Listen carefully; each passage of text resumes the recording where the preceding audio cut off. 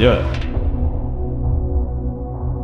First, I need to find a coach, because this isn't really something that you just like hop into. I've never ran a marathon before. I've ran half trail marathons. So, but what I like about it the most is that 100 miles is fucking hard no matter what. Like, anybody can go run a marathon. Anybody can go run a half marathon, a 10K, a 5K. It takes a special breed of person to run a 100-mile race at high altitude, 18,000 feet of elevation. Like, I want to do things that other people would only dream of doing. That's why I want to do it.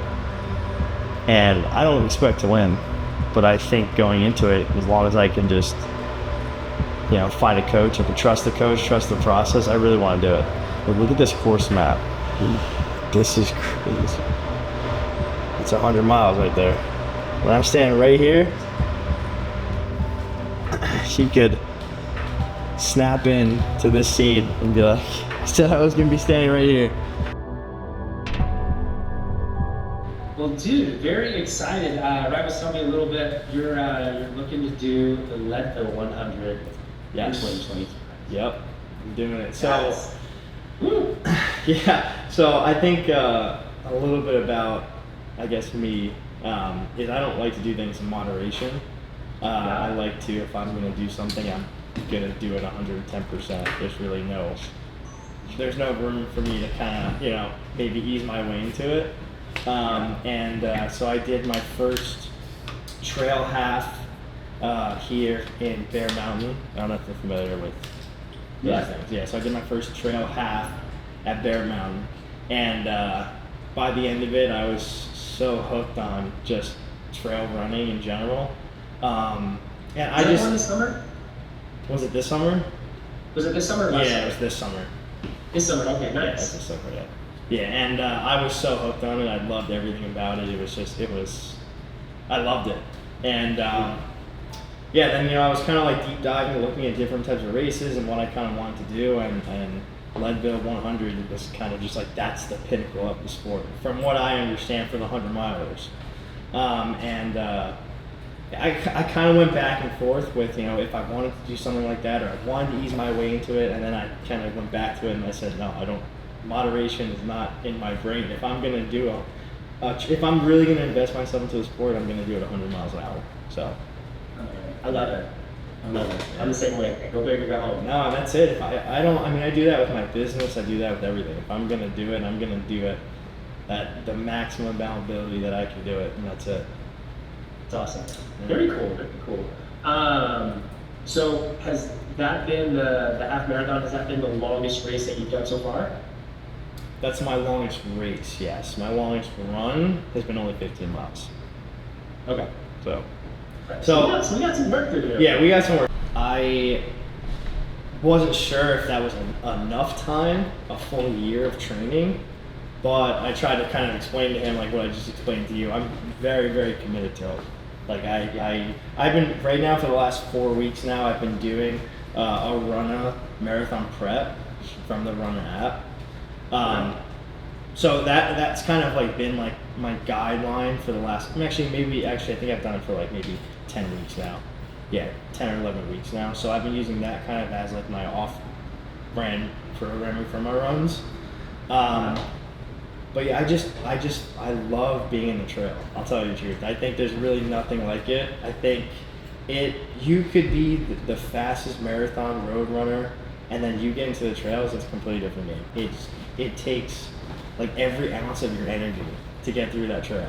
And like I said, you could be the fastest runner in the world, but if you get on a climb or you're in the trail, completely different world. And I love that. I just love everything about that. And that's what makes the sport so, you know, attractive to me. I just love how different it is. Definitely want to get training races in leading up to it, but the biggest thing right now is just going to be building your base. So let's say like we were to start like tomorrow, or like this coming week. Like we start this coming week. Bro, we're starting right now. There's no like, hey, let's wait a week. Yeah, that would be. I like I said, I wanted to start like last week. like 2 weeks ago, as soon as possible. It's the second we wrote Leadville 100 on our big whiteboard. All right, dope. Hype. We're excited. Leadville, Right. 58 weeks. I think 58, 59 weeks on. It has begun. Yep, there we go. Year out. Can't wait. I'll wait for your email and then we'll link up and then we'll start tomorrow. All right, sounds good, brother. All right, man. Nice to talk to you. All right. Talk to you later. Yeah, you too. Y'all take care. See you later. Bye.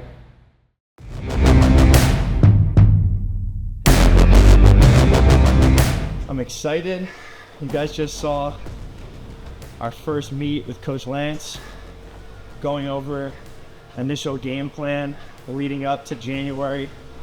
So the way that the program is going to be broken up is starting now from August to January is going to be a lot of VO2 max testing, a lot of basically establishing a baseline of what post-January, so January to August, will look like. So August to January prep will basically, like I said, be a lot of testing. We'll be going to his gym in the city, doing a lot of VO2 stuff, establishing that baseline of what my fitness level is now, so that when January rolls up, we're basically hitting the ground 100%, maximizing all of our time on feet, all of our training leading up to August 17th for Leadville 100. So right now, my training is going to kind of stay consistent, still working out 4 days a week, 4 to 5 days a week, with runs built in every day. The number one thing that you guys watched that first part of the video, we're trying to take away, is maximizing our time on feet. So right now, a lot of my runs are still going to be 30 to 1 hour runs, not worrying about pacing, not worrying about how fast I'm running, really trying to make sure I'm maximizing my time on feet. Today, we have a lower pull day, snatch grip deadlift, barbell RDLs, with a little Metcon and a couple accessories, and then a 30-minute run. So we're crunched on time. It's already 11 o'clock. So we're gonna warm up on this for another 6 minutes, and then we're gonna get into it.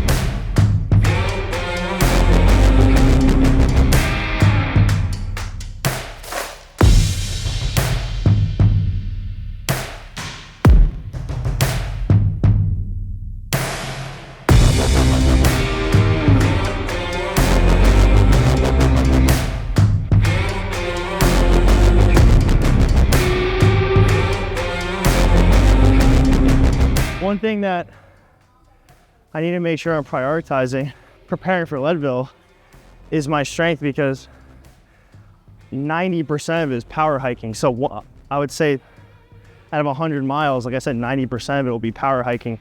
10% I'm just trying to get through it on a nice jog. A lot of climbing, a lot of descending. So my strength portion has to stay relevant to where I am now. I can't have a substantial drop off in my strength, because in 10 months, when I'm preparing, I'm 2 months out from the race, I don't want to be shit. I wish I was at 215 instead of 200, sub 200 body weight. So that was one of the most important things. Talking to Lance yesterday was making sure that Kevin and Lance are on the same page with my programming, to make sure that it's staying relevant and staying the same throughout the whole process.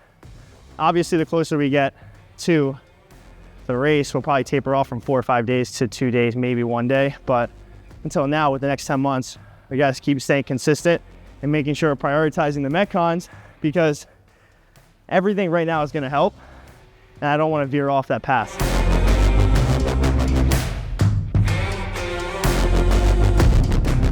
So one thing I actually took away from what we were talking about yesterday in our meeting was the importance of finding balance between my lower body workouts and my runs. So one thing I brought up to him yesterday in the meeting was my recovery. That's kind of like one thing that I'm really nervous about, is because we're increasing time on feet, how fast and how well is my body gonna recover? Let's say I'm on the bike for 16 hours, or I'm on a run, I'm running for 16 hours during the week in total. So if I'm on the bike for 16 hours total in a week, or on a run for a week, how well is my body going to respond to that, especially on a lower day? It's really, really important that Kevin and Lance, like I said before, are on the same page with that, because the worst thing to happen to me is if I get injured. I know we have a year to prepare for it, but really, really want to preserve my body as best as I can, especially because this is the most volume I've ever done with running. So really prioritizing my warm-up, my mobility, and my stretching, and my recovery days is going to be pretty new to me because I'm not that good at that, but it's something that I'm excited for. I'm excited to learn more about. All right, so like I said before, right now, because it's so early in the stage of the training, I'm just trying to establish or reestablish my baseline for my running. So right now, for this week, because my programming actually officially starts Monday, today's Thursday, we Friday, Saturday, Sunday for runs, I'm going to stay within the 30 to 1 hour running limit for time on feet just for this run. So yesterday I had a 1 hour run. I broke it up into 30 minutes in the morning and at night, just as I was crunched for time. Today, back to a 30-minute run. Like I said before, the pace doesn't really matter. I'll just go for conversational 8:30 to 9-minute pace just to get the miles, just to get the time on feet. What's really cool is actually my morning run yesterday or 2 days ago for the 30 minutes was here at Sono. That's actually my first time ever running here around the area. And if you guys aren't familiar with South Norwalk, it's basically a little coastal town, so it's all on the water. So I was able to actually run from here to the beach and back. It was actually a really good run, super flat. I think there was only like 75 feet of elevation gain, if that, which is obviously not enough. One thing that I forgot to talk about was coming to both gyms. We're going to be adding the NordTrack treadmills that have the 40% incline. Just because, it's really hard to find that incline or that elevation around here and at this gym specifically. So we're going to be trying to build that in as much as I possibly can. It's a good day today. Not that bad. 2 days ago here, it was like 104 degrees outside. It was disgusting. And I call those swimming workouts, not running workouts, because you're just sweating your ass off the entire time. But we're going to get this last 30-minute workout in. I'm excited. The training is honestly my favorite part right now. That's what I'm most excited for. The training and understanding and learning, the do's and don'ts and why you do these things and how you do them and what's the purpose behind them. So let's get this 30-minute run and be right back.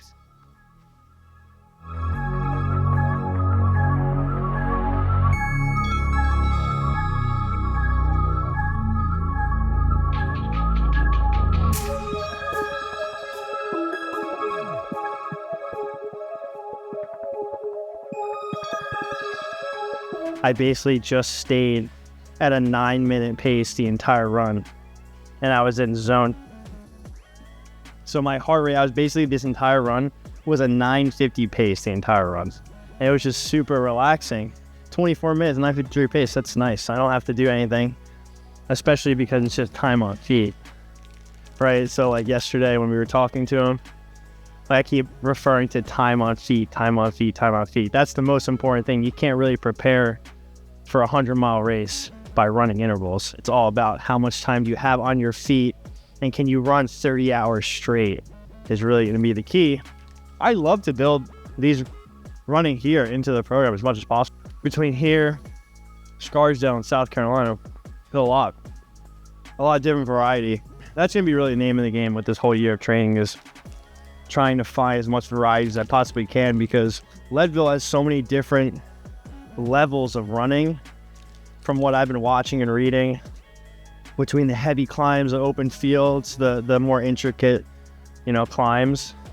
So I think that's going to be in my benefit of, I might not have the crazy elevation like a Leadville, Colorado, but I definitely have a really wide variety of running and types of running and trails that I can utilize here besides just running on the road. I'm excited to explore those possibilities, especially South Carolina. There's literally 22 feet of elevation, that's it.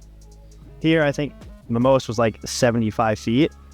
And then when we do all like the elevation type runs, we'll just stick with like bare and everything in New York. New York has way better elevation than this. My half marathon was 4,000 feet elevation, which is, it's not that it's nothing, it's still 4,000 feet, but it's not 18,000 feet.